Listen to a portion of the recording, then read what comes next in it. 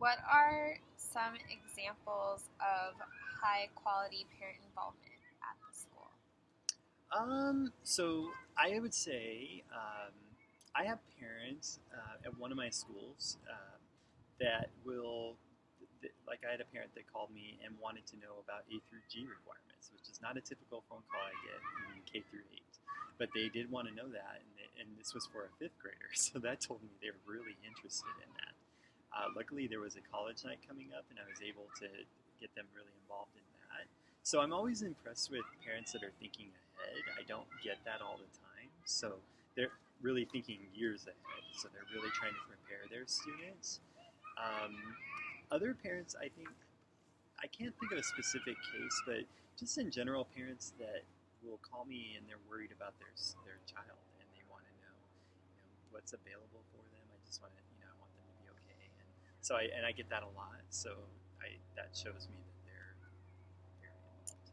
Is there ever such thing as too much parent involvement? What does that look like, and what are the consequences?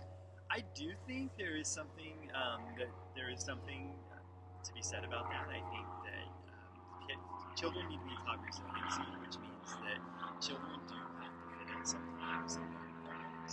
So what I see sometimes is parents often trying to kind of save their child all the time. So if let's say their child is failing language arts in 7th grade, and they're always trying to what can trying to get the teacher to bend over backwards to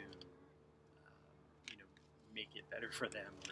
And sometimes I think, well, they kind of need to fail and have the initiative to want to do that themselves. So if the parent's always rescuing them, how are they going to learn to kind of, it's one thing to model it or to encourage it, but it's another thing for a parent to always swoop in and try to mediate every situation.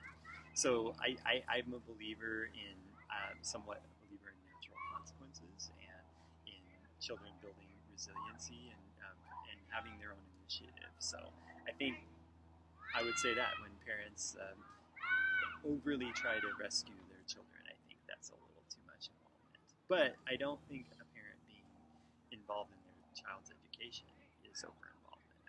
I don't like the fact that parents become less involved in their child's education as they get older. It really should be not the opposite, but it should increase really, because primary parents typically are very involved, and then intermediate it kind of trails off a little bit, and by junior high, the involvement is typically not there because students kind of push their parents away a little bit, and they want that independence. But that's actually when parents need to really stay involved, because that's when students kind of start losing that initiative. You see kind of a drop sometimes at middle school. Yeah.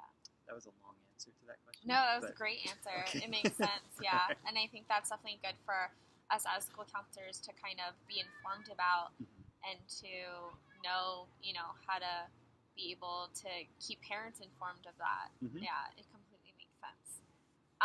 So you've given examples of parents who might be too involved or who are well involved, but can you give an example of parents who are not involved and what that looks like?